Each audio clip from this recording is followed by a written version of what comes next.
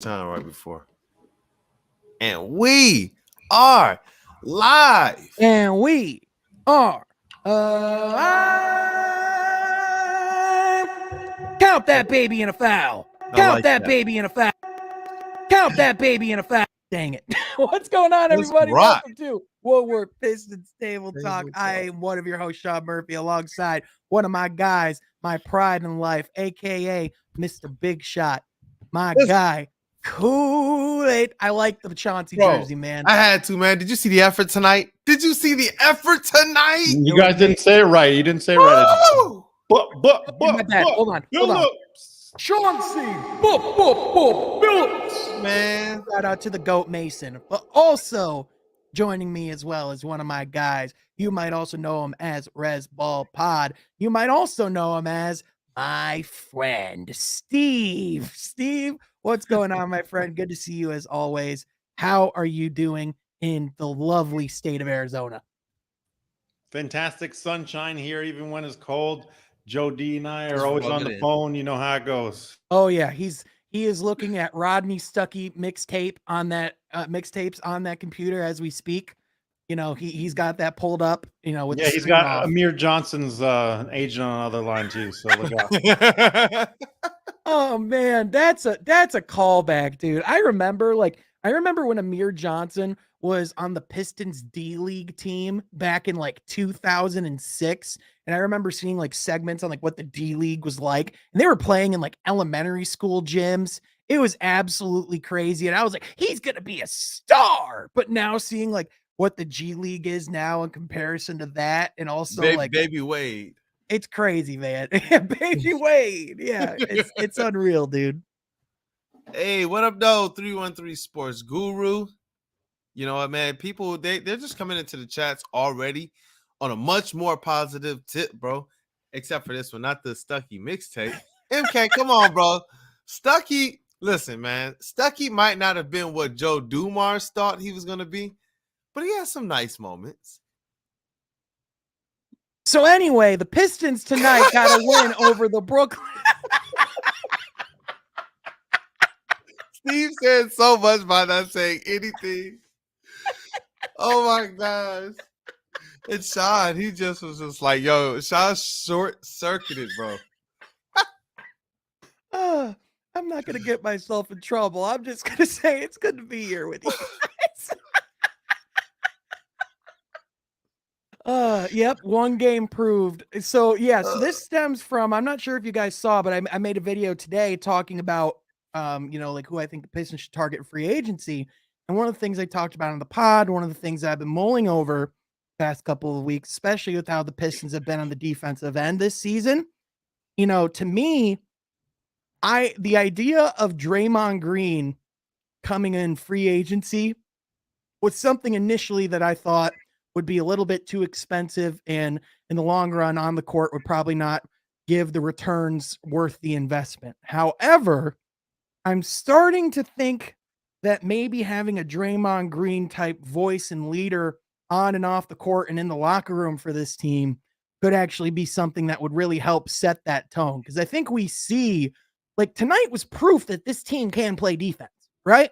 Like when this team chooses to, they can show up and put together effort on the defensive end, and in stretches play pretty good defense. But to me, they need to be able to do that on like for 4 quarters on a night-to-night basis. And how are you going to do that unless you have a guy like Draymond that's going to be able to help set that on the court? To me, that's like been something that's like dire lacking on this team, is that voice and that presence that can call people out and get people to be better on that end.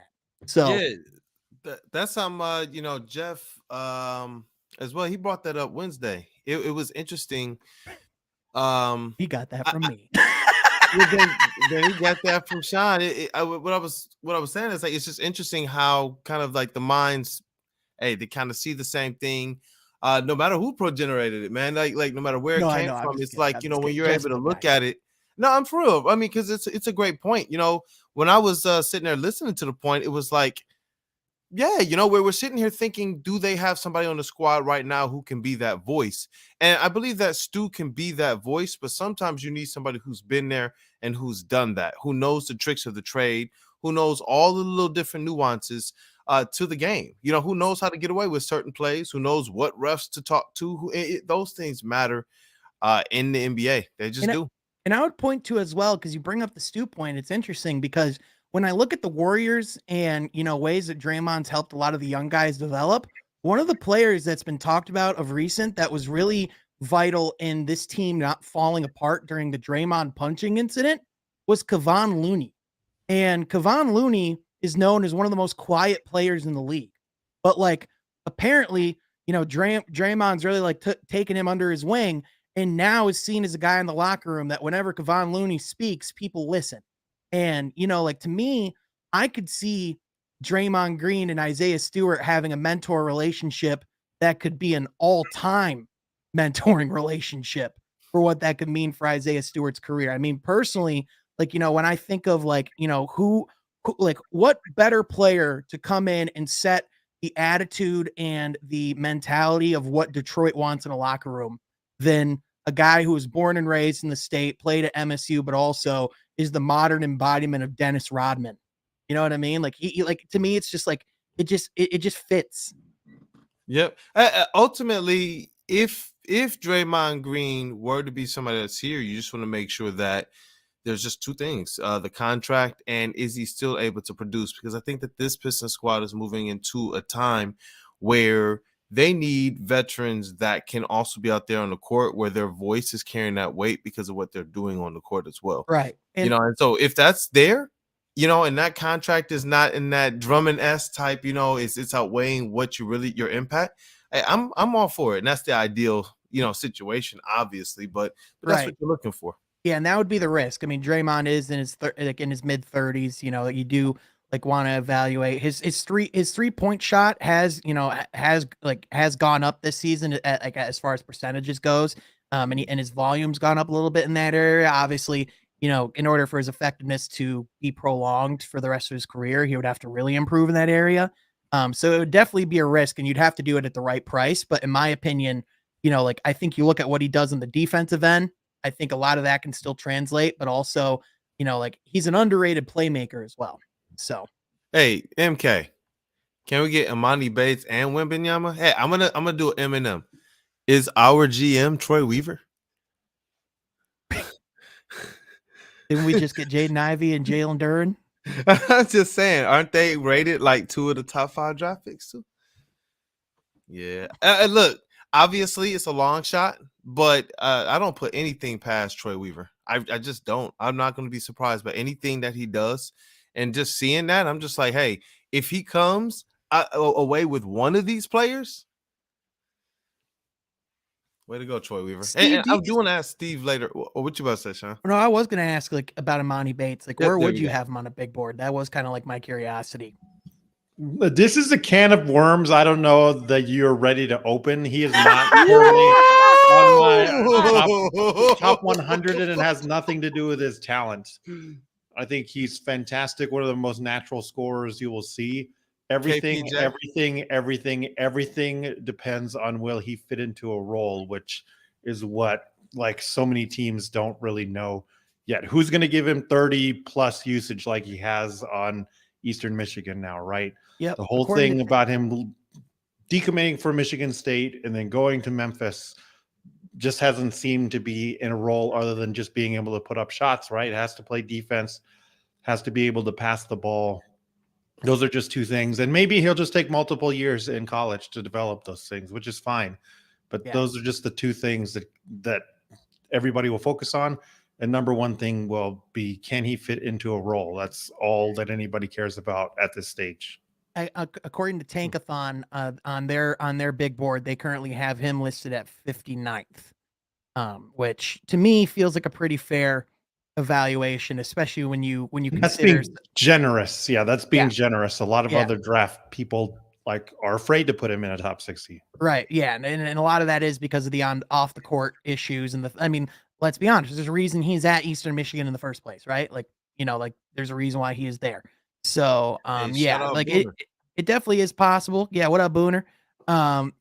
It's like one of those things where he definitely, you talk about the talent and everything that he has. And again, it is in spades, but again, you talk about what we're building within this culture. And you talk about, is he a Detroit Piston? And that's the question. Is he a Troy Weaver guy? Does he fit that mold? And especially if we're talking about, like a team having, like moxie or like having like issues on the defensive end and wanting to get moxie. I think if anything, if you're going to draft, if you are going to get extra players in the draft, they need to be Dyson Daniel types where they're like, defensive versatile guys who can help make an impact right away. Or they need to be, obviously, like a top 5 pick type, player that you can add that could potentially be a star, right? Like that's what you want. So, yeah, I would say, for Amani Bates, I would personally, I would go with what Steve said there. For if I were him, I would play at least another year in college and continue to grow and develop his game, but also grow off the court too, because especially with NIL, it's not like you're not making money in college, right? It's not like he's broke. So, Yeah, or and at least I his would think. growth, So I'm just gonna be for real. Like his growth is going to be the biggest growth he can have is going to be not necessarily him, but his camp around him and his team around him, his coaches around him. As long as they can help to keep him focused and keep the goal in front of him, you can see he has the ability, like Steve said, and that matters a lot. That matters a lot. I know that they have a good nucleus around him. I know that bringing him back to Ipsy, some people thought bringing him home might be a distraction, but it brings them to a bunch of people who understand how important this opportunity is. And so, yeah, I'm glad that this conversation came up because I didn't know really where to place him. But this kind of brought to light some positives, some negatives that we can bring to the conversation as it relates to just the basketball of it with Imani Bates. And it's the reason why like guys like, like the Cade Cunninghams are special. It's why like especially like LeBron James, like part of his greatness isn't just on the court, everything that he's brought, from his talent and his accolades and everything that he did. I mean, he's about to be the all-time leading scorer in like 2 weeks, right? But also part of what makes LeBron great is the fact that pretty much for the biggest star in the sports world over the past 20 years, his off the court controversies have been few and far between. His mental discipline and focus has been all on like his body and his overall work. And say what you will about LeBron, but he's never been the type of player where if there's a clear hole in his game that he doesn't address it or he doesn't go and make sure that isn't the case anymore. Like after the Dallas finals, he went and did a lot of work on his post game, on a lot of different aspects of his game. Like LeBron evolved. And so like when you look at a lot of these guys that we talk about, like Imani Bates, or like I even think back to like Brandon Knight and the hype that was around him, or just like a lot of these guys that come up that are seen as the next up.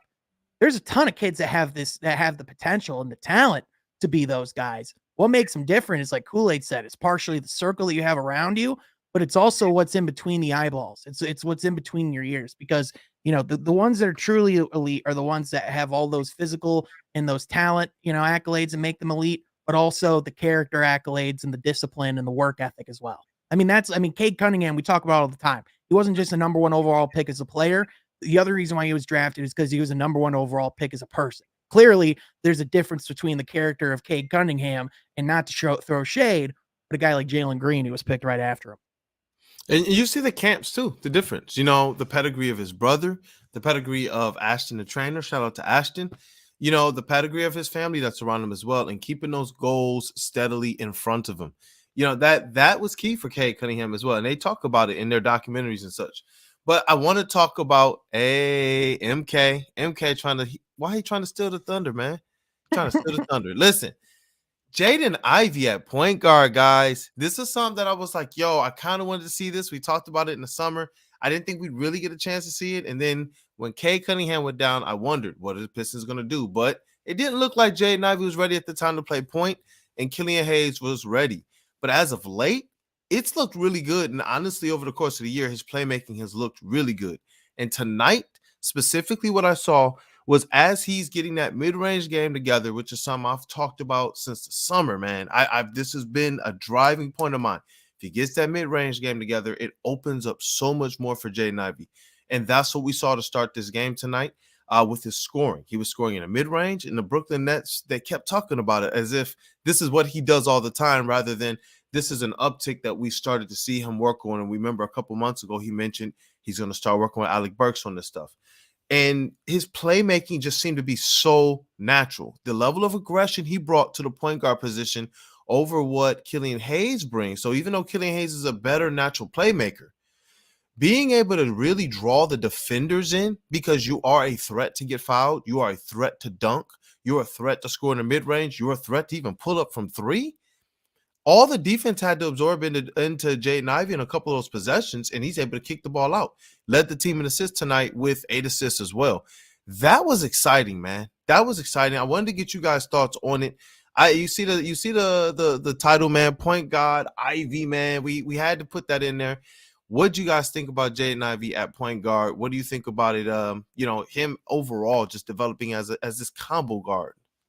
Yeah, I think, these performances are, exactly like what you want to see out of Ivy when he does get the opportunity to have the ball in his hands. I think, we talk all the time about how, this offense is at its best when Cade Cunningham has the ball in his hands.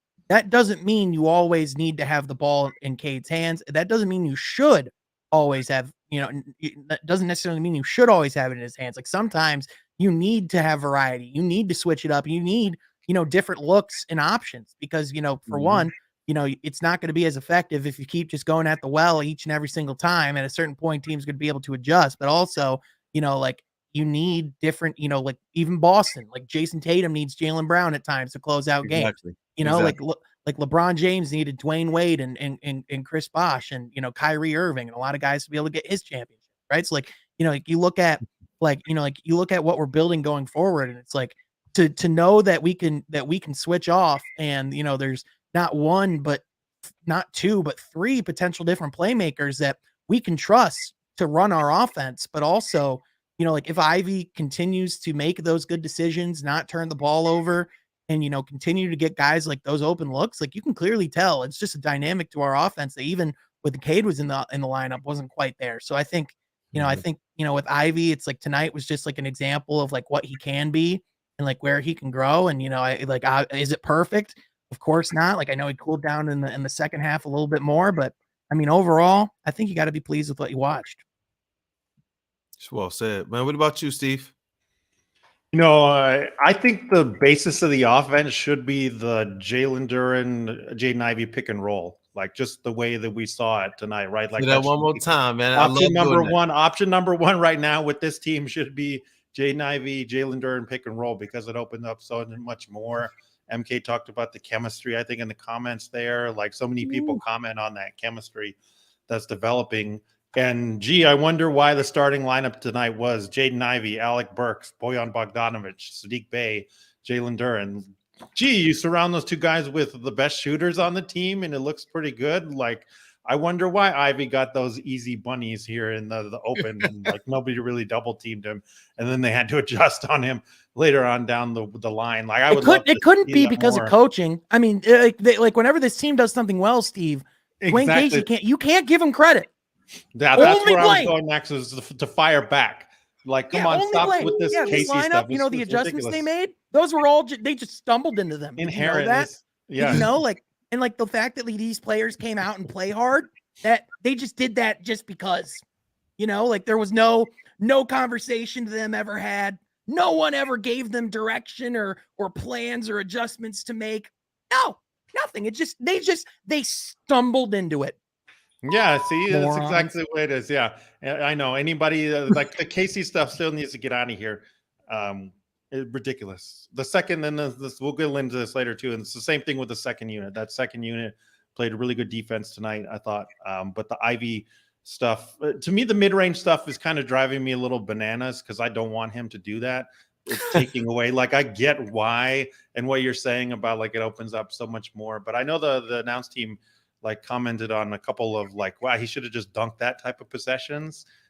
That's the stuff to me, like you should be doing that first to draw more contact. And like I said before in the last table talk, get to the free throw line and finish it more there. I think that is really what draws the attention and the defenders away, especially with Cade coming back in. And if you just have two guards that continue to pressure and can get fouls drawn like that, and then you have the Duran lob threat alongside there, like, to me, that's much more dangerous than having that mid-range option. And we don't need another mid-range guy between Cade and Killian. Like, please, that's just going to crowd up that mid-range area a little bit too much. But I would love to see this Ivey and Duran pick and roll just be like the number 1 or number 2 option going forward, because it works. So what you're saying is we should go get Shai Gilgeous-Alexander and DeMar DeRozan this offseason. Oh my gosh, it's a nightmare. It's an offensive apocalypse. Yep. And I don't want Jaden Ivey hunting the mid-range. What I want to have him be is somebody that doesn't look like Purdue Jaden Ivey, where when he had to take, or when they left open, like when the defense, they would sag and leave the middle open. He can't be a miss from that point. He can't be somebody who the defense is going to stay home because he's not a threat at all to hit the mid-range, or they're going to load up the back line and have help side defense there, and he's taking these kind of wild shots. That's more or less what I wanted to see him be able to have, like a floater or a mid-range whenever it's completely wide open, but not necessarily the same way that Cade goes and actually hunts for it. And Killian, that's really more or less like the basis of his offense. Yeah. Like with Ivey, I want him leading the team in free throw attempts per game. I want him, to start the year. That was one of my first articles. I want him leading the team in free throw attempts, free throw rate, and free throw attempts, free throws made per game. That you're right, is the basis of it. And it should start with not just pick and rolls, but I want to see the Pistons. They did a little bit tonight, getting their offense in motion. Like, guys were moving. They weren't just looking at the dribble handoffs happening. I saw the other guys cutting and moving and shifting and coming up, being a lot more active off the ball than they had been in previous games. So I think that definitely would help them a ton. But you're right there. He should. I don't want Ivey hunting for mid ranges, but to be able to be somewhat proficient there, so they don't turn him into Purdue Ivey, I definitely think that's a positive step. Yeah. By the way, Cooley, can you put up a comment on the screen for me? It's from Joe Israel. He said, "Make the playoffs and then we'll praise Casey." Well, first of all, the 1 year that he actually had a roster where they were actually trying to get to the playoffs, they did make the playoffs. And then that next year, Blake Griffin's knee went to complete crap because they rode that knee to get to the playoffs. And then Dwayne Casey went to the organization along with Troy Weaver and said, "Hey, do you want to just keep running into this brick wall that is purgatory and just keep running into the same thing over and over again? Or do you want to build an organization for long-term success, go through a rebuild process, get young talent in the building, and let me develop it?" That's what he did. But yeah, no, we can, you're right. No credit until we get in the playoffs. Yeah, that's how that works. God. Hey, so the soapbox belongs to Sean. Shout out Marvin Tolbert too, man. He said they got sick of hearing that they was playing terrible defense over the last week, and really over for the whole year. Dwayne Casey has said this after every press conference. And you know what tonight looked like? And Steve, I want to ask you this one too, man, if it looked like this to you as well. It looked like they know what to do. Like they've been saying all year, they have to execute. Now, I trust me, health is a big factor. And who the Brooklyn Nets had on the roster, healthy tonight matters as well. But we did see overall a different level of, kind of fight. I've been saying, bump somebody coming through the middle. They showed them diving on the floor multiple times. They showed them diving for the ball and absolutely sandwiching Joe Harris, crushing other players. I was like, that's what I'm talking about. Make these players feel you, to the point that sometimes you see Nets players limping while they're supposed to be playing defense. That was reminiscent of, not just Detroit Bad Boys, but going to work, and even Till era Pistons. Like Grant Hill's Pistons, they weren't soft. Jerry Stackhouse's Pistons were not soft. They weren't soft. And so it's like, look, don't take, we don't have the talent. You still shouldn't be soft. You shouldn't be soft, man. I wanted to get your take on what you saw from that perspective of it all, man. And what's your takeaways on it? I think number one, replacing Bagley with Hamidou has been a big thing. There was that random center Hamidou minutes, and while I don't want to advocate for that, Hamidou in this backup power forward line, and now that Livers is back, who also is a very good defender, having that backup line in the front court of being like Livers, Hamadou on either of the forward sides, and then having a Jalen Duren or having an Isaiah Stewart there in the center, like that's definitely got fight in it. And it's hard even if a guard gets past the Killian or somebody else, whoever's patrolling the front court or the back court, like that's a tough line to really try and get past. And then you factor in the Jalen Duren as well. Sadiq's been moved a little bit more towards like guarding more power forwards. That also has helped out a lot. And then putting Burks in that mix. Burks is like, I find it hard to figure out like how he plays defense, because some nights the effort level is great and other nights it's really low. For a veteran, normally at this point you get somebody who's consistent, right? But his is just kind of all over the place. But he does seem to be doing a little bit better there. But I really do think like that minor tweak of Hamadou being in there, and he's been fantastic on defense. I think he's been the best out of the guys that what you just said of like diving on the ground for loose balls, like getting physical with somebody. I think he played with like 4 fouls tonight too, right? And it didn't make him lose his aggression on either end, and has shown that he can guard guards and played a little bit all in the way to power forward. So I really think it's having to do with finding that role, and then the rest of the guys being able to figure it out a little bit more. Yeah, man, yo, shout out Jack Kelly, but yo, that was real succinct, Steve. It was. Sean, what has been your thoughts on all of this, man? They're increased, or at least what it looked like tonight, looking like a totally different team versus what we saw against the Bucks. Man, that 150 points in your home court. I knew that there was no way that they could come out and look the same way. To get the win to me was definitely a plus. But man, what's your thoughts on it? Yeah, I think, it was, on Monday, their second NBA game in a week, getting back from Paris. I think they came out totally caught off guard, with the intensity and energy that the Bucks brought. And, despite improving upon it in the second half, I think it was still ultimately not enough. And I think it was like one of those moments where this team could have a little bit of a soul searching reflection moment to sit down and say, this, before we move forward, these are habits that we need, to kick in the bud, and then we need to look at seriously. And I think, especially if you look at some of the things that like they've been addressing, or especially like in this game, like a lot of things that they talked about, like what were some of the things that we've been talking about over the last few weeks? It feels like, one of the things I brought up was like, it just feels like this team isn't communicating. One of the things they talked about tonight was how much they focused on communication, especially on the defensive end, making sure everyone's talking. And it's like, you could even see like, you could that like the assistant coaches are always trying to make an effort to communicate for them on the defensive end, but you could just see a different intensity from the bench tonight. Like it was just like from across the board. So I think what you really want to see, like especially from these young teams, a lot of times we focus on on these one-off terrible performances, and we go, oh dear God. But in reality, it's not about how you get knocked down in this league. It's how you respond. It's how you get back up. It's how you go forward from that. And teams like the Rockets will, like they'll come out and get kicked in the butt. And they were just on a 13-game losing streak over the past couple of weeks. There were like those type, like there's certain teams, they get knocked down, like they get their butt kicked, they go out the next night and they do the exact same thing. So the fact that this team, nipped it in the bud, for this game, showed that they were going to have this different level of intensity. Now it's just about, how do you make sure that you don't have to have that type of performance to initiate this type of effort every night? You know what I mean? How do you make it so that this can happen more consistently, that you can have stretches where you are more competitive and that you can hold your own? Because there are players on this team who can play really good defense. There is potential. And especially it felt tonight like they were actually playing team defense. Like on Monday, it just felt like 5 guys trying to defend. Whereas tonight, it felt like a basketball team playing defense.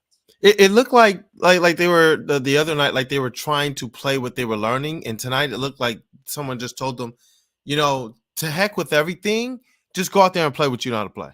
But just make sure you're playing difficult, play hard, play tough, make it difficult on the other team. That's like, to your credit, Sean, that's exactly the difference that it looked to me tonight.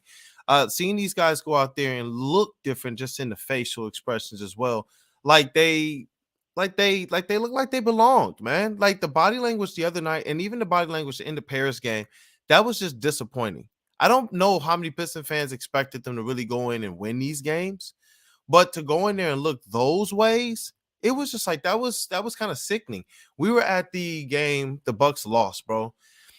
That oh my goodness, man, to hear the fans sitting around, to hear some of the media even talking about it, to talk about just their level of effort. Those are the things that we thought we would only ever have to deal with previous players that we'll just kind of leave unnamed. We've kind of well covered them, and so to see those things pop up, even though we know that that's not really the character of these guys, it was like, oh, all right, yeah, we got our special guest in here. Hey, My guy. Yo, what's up? Kelly. My Aussie boy, Jack. I'm down there, Jack. Hey, what's good, I'm brother? just How you going doing? to I'm sorry, my audio's really stuffing up. Hey, Oh, we'll get him back in here. and as soon as Well, he was goodbye. here, as soon as- We'll get him back in here, man. One of the don't worry, guys. He's just going to the gas station to get cigarettes. Oh wait, Jack, you're back. I think we're good. Sorry. No, hey, you're can you hear good, us man. okay? You're good. Hey, let's go. Hey, How are we man, look, guys? I'm glad to have you on, man. Dude. Thanks for accepting the invite. Hey, nice to meet you, Kool-Aid. I've never Yeah. done anything with you before, man. So big fan of your work. So yeah, thanks for having me on. And Sean, Steve, you're my guys. Yeah, Jack. It's How nice to we meet you as feeling? well. It's nice to meet you. You know, good young lad. Appreciate No, you, Jack, man. you're my guy. It's good to see you, man. Thanks for coming on. I respect your work too. I really, really, really, really respect your work. I feel informed. Sean and Steve are two that really, really keep me informed. And I guess I can say Jack Kelly is one that keeps me informed from far away, man. So definitely keep up the great work. I'm hoping that we can collaborate more and more and continue to really, really, really bring this community together. That's what Sean and I are about. Steve is about. And I reckon that's what you're about as well. Oh, 100%. Absolutely, man. Dope. Absolutely. No, Dope. this past year to 18 months just being amongst Pistons Twitter is honestly some of the funnest moments I've had. Definitely the funnest moments I've had supporting this team in 10 or 11 years that I have. So yeah, this is cool. Yeah, man. How are It's we been feeling fun about getting the to know game? you. Yeah, I can say like you and I had personal conversations about like our passion for covering the game and just about how our passion about covering the team in a positive light and sharing the love and the passion of basketball. You just do it in such a great way, man, and you always do it with such detail and just all the different unique ideas you have. Like if you're not following Jack on Twitter, you're doing yourself a disservice.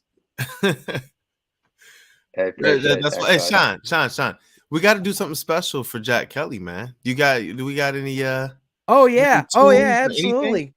And now, coming from down under, standing at 6'1", Jack Mother Kelly. Let's rock.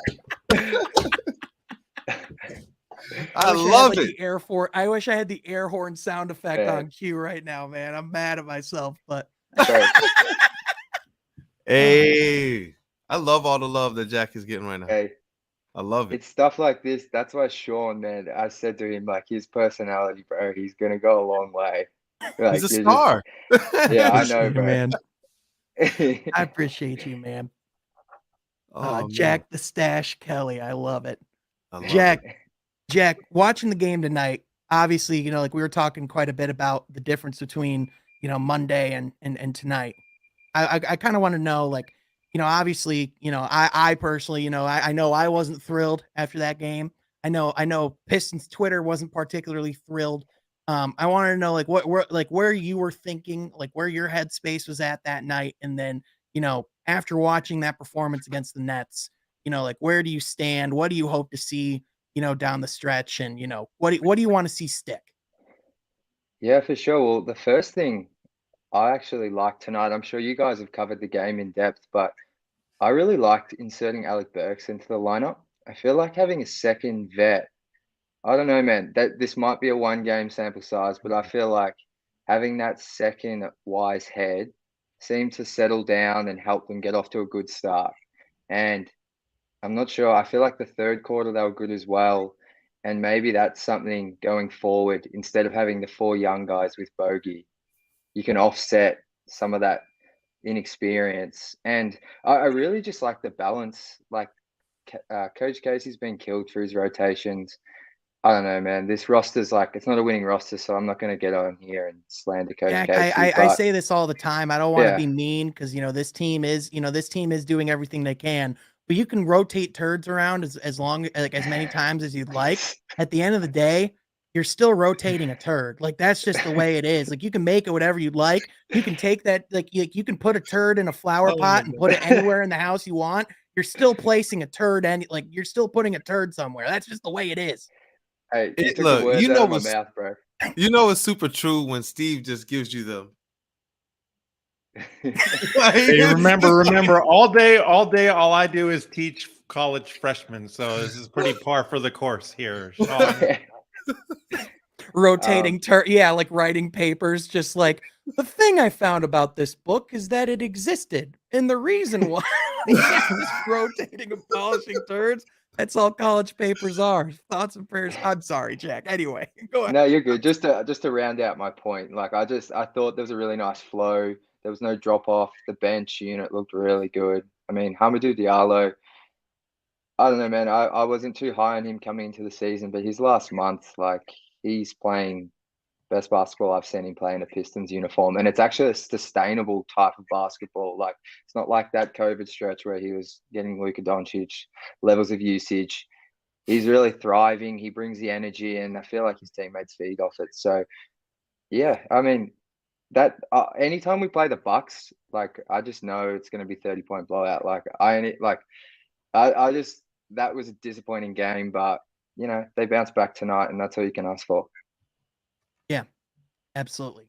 And I think this is a great question and a great way to put it is, like which team is this? Is it the team on Monday or is it the team tonight? And obviously I think the answer lies like somewhere in between, right? Because the fact that like we're probably not going to get this quality of defense from this team on a night-to-night basis. But again, there are the things that you can grow from, right? Like there are the aspects and things you learn from. And to your point, like maybe sometimes like like that rotation, just like those little adjustments of having Burks in the lineup and having those veteran voices. It's like, yeah, we have a lot of talent on this team, but people forget just how young these guys are. Like the average age of a finals MVP is 28 years old. And we have a team full of a ton of 20, 21-year-old kids going out there trying to compete against the best men in the world. It's just something that people can lose sight of sometimes. Yep. I was encouraged though tonight by Sadiq Bey and Killian Hayes. What I've been tracking with Killian Hayes this year particularly is not necessarily stats. Stats can be something that tell a story, and they definitely will. But how Killian Hayes battles through his downs. You've heard me say this before. Who is he after he has 1 or 2 game bad stretch? Because before, they used to send Killian Hayes into hibernation, and he would be gone forever. But so this game in particular, I was like, okay, let's see how he's going to be. They had the Paris game. I do believe there was a lot of stress on him, a lot of pressure, a lot of nerves, a lot of those types of things. Who cares? You're still supposed to go out there and perform. I get it. But who are you going to be in the bounce back? When you come back on the plane trip, okay, I'll give you trip legs, and you're playing Milwaukee. Seriously, hurt, and he didn't play. So who are you going to be kind of coming in a little bit more fresh? And he looked good. To start the game, I was a little bit like, okay. But as the game went on, I said, you know what? He's looking like the Killian Hayes that we thought this earlier run was telling us. As well as Sadiq Bey, too. Tonight, he kind of showed as his game has matured, as his game has developed, as he continues to work on that mid-range and getting into that paint, not necessarily shooting mid-range jumpers, but being able to play with his back to the basket in the mid-range. It's making his game so much more difficult to defend, and it's making it a little bit easier for him, it seems like, to score. When they run him off the three-point line, he's not stuck in no man's land. So I wanted to be able to go around the panel, get everybody's thoughts on what they've thought about Sadiq Bey and Killian Hayes, and more or less like Enoch's question, are they more like the players we saw tonight or some of the players we saw in the past? I've noticed, I think Sadiq's like especially of late, he seems like he's been able to be whenever the Pistons have needed to respond or have needed, have needed someone to, give this team a jolt of energy.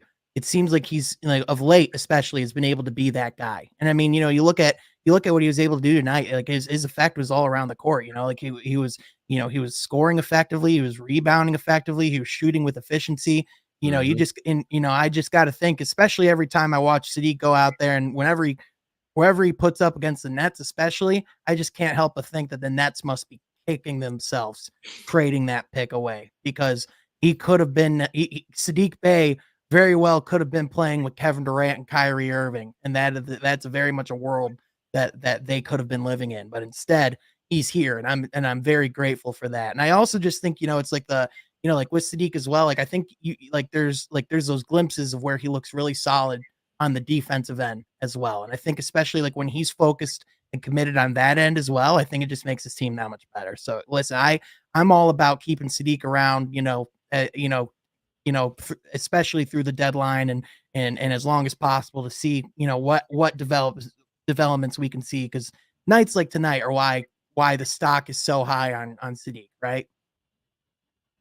Yeah, definitely. Because it shows, and the Brooklyn Nets, their broadcast team, they continue to talk about Sadiq Bey in a light that a lot of Pistons fans don't. They continue to say things like, "Oh, this is what Sadiq Bey does."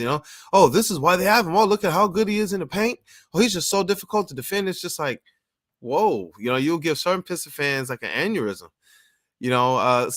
Steve, I gotta go to you next.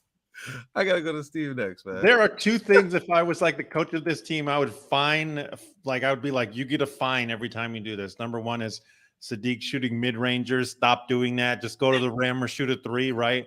The other one is Jalen Duren jumping on defense. Stop doing that. We'll come back to that later, though. But with Sadiq, yeah, like really eliminating some of those mid-range shots. I think he's done a little bit better at that stuff. Also, it seems that the role is a little bit more. He must have been listening to the Pistons Pulse. I don't know if you guys have read Bryce Simon stuff or listened to the Piston Pulse consistently, but Bryce did a great job of breaking down like which types of three-point shots, not just off the catch or off the dribble, but like when Sadiq moves left, right, or right, left, and which of those types of three-point shots go in more. And it seems like Sadiq is doing that as well. I'm sure the coaching staff and the film study and all that have helped him out there as well. So I think he will continue to be fine as long as he can shoots threes, go to the rim, stop doing all that mid-range stuff. The other one on Killian Hayes, go look at Ricky Rubio's numbers and then go look at Killian Hayes' numbers. The more I watch of Killian, the more I'm like, this is just who he needs to be now. Turn into Ricky Rubio. Ricky Rubio, his career numbers, like Goran Dragic's career numbers, are like almost photo identical to what Killian was in December. It's crazy. Yeah. And to me, Rubio's the best example because Rubio's great on defense. Killian's a better on-ball defender, but Rubio has always been this guy that got a bunch of steals, lined up people on defense, was a fantastic playmaker, always just like Killian, whose assist-to-turnover ratio is weird. The shooting for Rubio, it just came around when he was in Utah in like year 8 or whatever it was. So Killian's ahead of schedule there. But I think that player coming off the bench, getting everybody lined up on both ends, like it seems like that's who he is becoming. And tonight, hopefully, it's like a preview of that being another Ricky Rubio type. Shout out Bashir. I've never seen a player get more rebounds without jumping than Sadiq. That's true. What about Zebo? Zebo never jumped either. That's true too. Man, it's like, what is he, like kind of a modern day wing type of Zebo player? That's interesting thing, man, because Zebo was, I don't know what he was really. He wasn't necessarily the position that he played, but he was effective there. He was Blake Griffin's father. Go look up those tapes.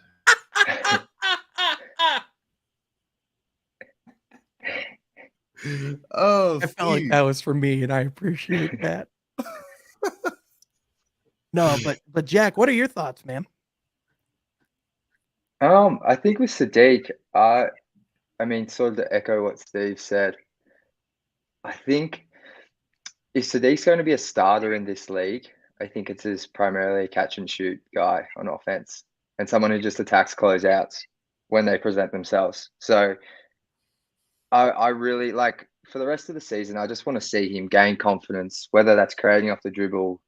I don't know, but I think over the off season, I'd love for the franchise or, to come to an agreement of what his role is going to be going forward. Because I don't mind him creating when he's in with the bench or against bench lineups, I should say. But I think when he's alongside Cade, Ivey, whoever we draft this draft, I mean, he's going to do damage as a catch and shoot threat as a starter. And that way he can preserve maybe some more energy on defense to sort of become a bit more better on that end of the floor. And I'd also like his rebounding comes and goes. I thought in his like last season, I thought his rebounding was really good. So I think that's an area as well because he's got such a big frame. Like he's so strong. Like I feel like he can at least, if he's not going to grab the rebound, just box out for other guys. I know that's a bit hard if you're playing at the 3, but yeah, I think for Sadiq, it's just defining a role going into year 4 because yeah, I feel like he's been a bit in two minds, and obviously he's trying to figure out what sort of player he is in the league, and that's exactly what this time in a rebuild is for. So, Yeah, yeah, I think I think defining a role for Sadiq is the main priority going into year 4 and maybe for the rest of this season. Yeah, and I think to your point, Jack, like I think like like a big piece of that is like when we talk about like Dwayne Casey and Troy Weaver, they've talked about how when you are in a rebuild, how the leash is a lot longer, right? And I think part of that is like with guys like Sadiq is like obviously when he's at his best is when he's doing a lot of the catch and shoot stuff, like you said, and like attacking on closeouts. But in reality, like like during this season, during this time, like getting those extra touches to, try and stretch and create and to do different things that maybe he's not super comfortable with doing. Like those opportunities, like I think over the next couple of years are not going to be there nearly as much for Sadiq, especially when you throw in another potential lottery player, especially when you throw in the potential of who they could bring in free agency. I do think to your point, like I think that's kind of been what this season's been about for Sadiq is kind of what is your role? Where in the lineup do you fit? Because it's kind of like, is it starting? Is it off the bench? Like where? Because he's a great player. Like there's clearly a lot of potential there. It's just where does it fit? And it's a tricky dynamic. Yeah, with Sadiq, I believe that he is the utility player. He's a player that will be there all 82. He's a player that you want to be able to have some familiarity, being able to play really all over the court because of the fact that he's going to be able to play all 82. You want him to have some proficiency defending. Now, in terms of if he's a starter or, I saw somebody say, what is it, a solid bench player on the championship team, that's really about lineups and fits. We've seen starters that have to come off the bench on championship winning teams and things of that nature. So it's a little bit difficult to project where Sadiq Bey goes, but in terms of, to back you guys up with what, Dwayne Casey's been saying, yeah, they have been bouncing him all around. He's been showing up to the press conferences saying, well, we've been looking at the stats, over the first course of the month, Sadiq Bey is playing better when his usage rate is higher. And then they come back after like another month. Well, we're going to do this change because when we look at the stats and everything in the film, Sadiq Bey is better with this. What they've gotten to now to this point, over half of the season, is that in catch and shoot situations, Sadiq Bey is the best. That's when he's at his best, when he's in catch and shoot situations. And it's not just catching and shooting, but the ability to catch and the fact that he has this ability to, when it's just okay, shoot or pump fake and go to the rim, that's when he's at his best. When it's anything else, I've noticed, because I wanted to see, can he get into the pick and roll? I wanted to see, can he ball and play handle? Let's just get back to more or less your strengths and play that, so we don't turn this into a situation where we put more on you, like with Andre Drummond and other draft picks we've had here, than really needs to be on you. I think he can be very effective without having to be maybe the player we thought he was supposed to be or could be. Yeah, if there's one player I can say you should probably look into for that is Jeff Green. Like Jeff Green got dealt to the Celtics and everybody was like, oh, he's going to be this awesome creator and all that, and then ended up being a great complementary piece that played for 14 years. And also, if you go back and not do that Oklahoma City trade where they stupidly were like, we need Kendrick Perkins, here's Jeff Green. They needed Jeff Green in order to win. They needed his defense. They needed his complementary skills. That's a necessary Kendrick guy. Perkins was the thing that was going to get him over the top. Big Perk. Just glad Moses Moody wasn't in the league yet. Otherwise, he might have malfunctioned. Yeah, they should have carried the hell on. They should have carried the hell on with that one. That's all I'm going to say. If you want to have a laugh, I still go back and watch like Kendrick Perkins, Shaq in a full moments. Like seriously, bro. Shaq announcing Kendrick Perkins. Like I can't even do the accent, bro, but it is like, Hendrick Perk or JaVale McGee. yeah. So Yeah, good. Perk and JaVale, man, you just go type up some of those highlights. It's hilarious. It's man, that's gonna be one of the things I definitely do in the near future. Hey, especially with the whole Kwame Brown stuff. I love how Kwame Brown is absolutely owning it though. I love that. And he's always made sure to shout out Detroit. So I'm cool with Kwame Brown. I definitely am. Definitely am. But sheesh. Anything else to cover about this game? It obviously it's a feel good game. You know, we don't take much away from it as it relates to the win or the loss of it all. There's some positives, a lot of positives to take. They kind of improved on I guess a lot of the negatives that we all got out of our system over the last few days. They showed that, you know what, we can be better. And now it's about the rest of the season, I think, showing that consistency, coming out here and showing that the identity of this team is going to be this level of play, this level of hustle, this level of aggressiveness, this level of playmaking and sharing the ball. You know, that's what I want to see, their identity, whether they win or lose. Interesting fact, by the way. Pistons now have won more games on the road this season than at home. They've won 7 on the road, and they've won 6 at home. So to their credit, I mean, for a young team to be able, I mean, like you want to win more at home. You want to close it out on your home court. But I mean, to their credit, to be a young team and going out and to be able to close it out on the road, props. What about you, Jack? Yeah, one thing, I guess the final thing for me was I really enjoyed these past 2 games. One of the positives, actually, the few positives from the Bucks game was Jaden Ivey's sort of, I guess, playmaking / passing. And like him and Durant actually had some really nice hookups together, like in the pick and roll, like, because prior to that Bucks game, like I felt like Killian was really the only one finding Durant on the roll. And I don't know, I thought Jaden's copped a lot of criticism, which some of it's fair, some of it's not. But I think the past 2 games, he still has his rookie mistakes, but you know, you live with those. And I think he's hopefully the game's slowing down for him a bit. And yeah, I'm going to be keeping a close eye just on his playmaking for the next few weeks. Yeah. Dope. Yep, that's actually what we started the show with after we got through some of our shenanigans. But it was about that, you know, him starting at point guard. Not that, you know, obviously with Cade here, he's going to be ball handler number 1. But we've talked about, you know, on this platform at least, you know, Ivey being not necessarily a Robin, but a Superman. It's just Batman and Superman, not necessarily Batman and Robin. So is he capable to be able to have the ball in his hands in ISO situations and be able to be that multifaceted, you know, that multidimensional player like the, you know, to have some type of impact like Cade Cunningham. And it's cool to see him be able to have those types of impacts like that tonight, you know? Yeah. My one qualm with what you said is after we got through our shenanigans, sir, this has been a shenanigan-free zone since 2022. I would appreciate if you treated it such. Okay. You gonna make me expose our text message chain, bro. Oh yeah, I'm an absolute moron. Yeah. All you're gonna see in there is just me being an idiot. Oh my gosh, I can't wait till the content drops, bro. Hey, I'm glad that's the photo of me that you showed, because you could have very easily gone with this one, and I'm glad that you did it.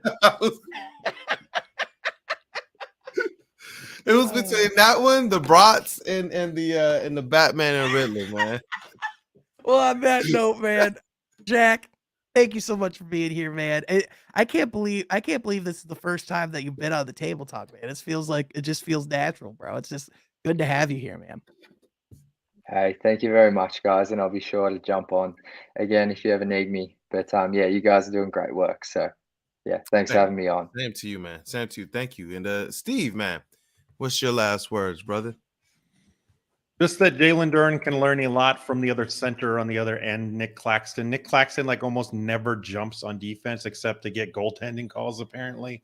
I think that would be the thing that I would like really, if I was a coach, like focus on. Look at what this guy does. And he does very little, but he is scoring over 12 points, leading the NBA in field goal percentage and blocks, I believe 2.7 blocks. Like I think Duren can be that times 2. And just eliminating like being jumpy and biting on things that you shouldn't bite on. Like a Nick Claxton would be a fantastic study for him, I think. Man, I love this panel. This was awesome basketball conversation. Awesome. Nick Claxton's awesome, by the way. I could talk all day about him. Same. Yeah, Oh same. He's one of those guys that is so high level of a role player that like it's unbelievable. Dude, I found I'm just a weirdo because I was watching the Sixers Nets game last night and like all these guys like just kept hitting like step back threes and I was just like, okay. But then like Nick Claxton would get like a really good contest on a shot and I would be like salivating, like, oh my gosh, like step back three. Okay. Like a block. I am a weirdo. I really am. Hey, I think that's what characterizes a lot of us, man, that do this. I mean, we got like, people in the chats. They can't escape that either. They definitely can't. But shout out to everybody in the chats, man. A lot of our regulars were here. This definitely was a much better chat room. Not too much craziness going on, not too much to really, really parse. This team kind of looked the way we thought they could look, irregardless of some of the injuries that they've had this year. You just want to see these guys go out there and look like a young, inspiring team, not just a young team. Obviously, they're going to make the mistakes. They're going to be youthful at times. They're going to still have to find a way to get chemistry. They're not just trying to find ways to fit guys together. Like Steve said it earlier, these are guys who have continued to kind of shift roles as the season has gone on. So you're not even fitting the same guys, together. It's almost like, well, he was a point guard. Now we got to figure out how to play with Jaden Ivey was a shooting guard. Now we have to learn how to play with him as a point guard. That's huge, especially for a young team like Sean talked about, 21, 22, 23. That's tough. It really is. But what I want to be able to just, I guess, leave you all with is this. Someone said, you guys should be disappointed. Of course, the season is a failure. For me, this is about if this season is a waste or not. It's about what progress is this squad making that you can take and package with not just the $60 million in free agency, cap space, not just the draft picks, not just your GM. You should be able to also talk about the roster that you're going to take into next year and the development that they're going to add as well. If these guys weren't taking these steps forward, we would have a problem, man. Like Ivey averaging the 15, 5 and 5 just about, or whatever, the 15, 4 and 4, 4.5 and 4. That wasn't something that a lot of people thought he was going to be able to do, especially doing it the way he was. And since then, he's only shown better. So yeah, it's about too. Yeah. The other thing too, really quick. I'm sorry. Like, no, you can wrap up, bro. Wrap it up for us. This season's what you make of it, because at the end of the day, you could totally look at it as a wash when your franchise player goes out due to injury for the rest of the season. But just because Cade's season's done doesn't mean the rest of the roster's season's over. In fact, this is some of the most important foundational basketball for a lot of the players on this roster. So at the end of the day, to Kool-Aid's point, like, this season's only going to be a waste if you make it a waste, if you're not pouring into the players that you have in your roster, if you're not, because there's a lot of teams that try to pursue, like high draft picks and don't focus on player development, that don't focus on trying to, on trying to help the long-term careers of the players in house. That's not the case in Detroit. The fact that, they're trying to make the most of each and every opportunity for each and every player and trying to like help each and every player succeed and be better and grow. And I think the big thing is the fact that you have these moments and you have, this amount of young talent. It's important it's easy to forget how much less Detroit started their rebuild with than almost every other franchise in the league. Houston started theirs with the picks from the James Harden trade. Orlando started with theirs from the Nikola Vucevic trade. Troy Weaver started with a bag of rocks and turned that into Sadiq Bey, Cade Cunningham, Killian Hayes, like Isaiah Stewart, Jalen Duren, Jaden Ivey, This guy turned Mason Plumlee into Bojan Bogdanovic, and that somehow could potentially become a 2027 unprotected first from the Lakers, which is one of the most high valued assets in basketball. Sean, you This telling me man that literally started from plum dog millionaire and might go get a one of the best assets in the league. so you telling me he legitimately said, "Here, hold my marbles, because this is all that I have right now." Yes. Because, like, literally, like, what did he start with? Like, he traded Bruce Brown, Luke Kennard, the expiring contract of Christian Wood. Like, this isn't exactly Bro, starting a rebuild with we Paul kept banging George. that drum, bro. He traded an unrestricted free agent. Like, think about that. To jumpstart, to really jumpstart this thing. That's it's what you said, man. This season really is what you make of it. We came into this season, we stated, 30 wins at best. Where they are now is about what they should look like if they're injured. But honestly, some of the flashes I've seen, I'm going to tell you guys, I'm a little bit more encouraged, because if Troy Weaver does what he's supposed to do over the offseason, mixed with what we've seen, something that Jack Kelly continued to highlight in his closing remarks, that Jalen Duren, Jaden Ivey connection, you add Cade Cunningham to that with whatever else they have walking through that door, man, this summer, it's a promising team. And at the end of the day, like, a lot of people are like, oh, like you said, like, oh, why are you guys like being so positive? Why aren't you being so negative about this season? Well, you know what the truth is at the end of the day. You know what we're really like, it's like we have to sometimes remind ourselves and peel back. Do you realize what we're talking about is a game, specifically a game that, like, we've all loved from our childhoods? Like, yes, we take it seriously. We, like, this is like our passion. This is why we're here. We spend significant amount of our, like, I know all of us, sacrifice significant amounts of our lives to this game. But at the end of the day, it is a game. So I'm going to have fun watching the game that I love, even if the team that I love is struggling, because it's a Have fun, Sean. Lighten up, man. game. You look like you're having fun right now, Sean. I'm like, I am. It's fun. Like, it's basketball. Like, come on. Like, how are you not having fun? I love It's this the NBA. I love Like, the this best stuff. players in the world. Like, come on now. This is awesome. Bro, we got any auto tune? Hell yeah, baby. But one more shameless plug. I did put a link to the From Half Court Discord. If you do want to have more place and conversation throughout the week beyond table talks, to have basketball conversation, to engage in this community, the Discord's a place available. I'm going to be in there for Pistons watch parties. We're going to be utilizing it for streams, for Q&As. There's going to be all sorts of chats that are going to be active there all the time. We already have 20 people in there just from today alone. So thank you to everyone that's joined. Feel free to join. It's 100% free. Just want it to be a place of community. So feel free to join the Discord. Would love to see you. That's awesome. You gonna wrap up? Yeah, absolutely. With that, folks, thank you all so much for being the 5th member of Woodward Pistons Table Talk, for joining us at the table each and every week. You can follow all of us on Twitter. My guy Jack at Jack_Kelly_313. My guy Steve at ResBallPod. Brandon at Detroit Kool-Aid. And if you're feeling oh so generous, you can follow myself at Sean Half Court. But with that, folks, thank you so much. And from Half Court. Oh yeah, and from Half Court. Be sure to subscribe.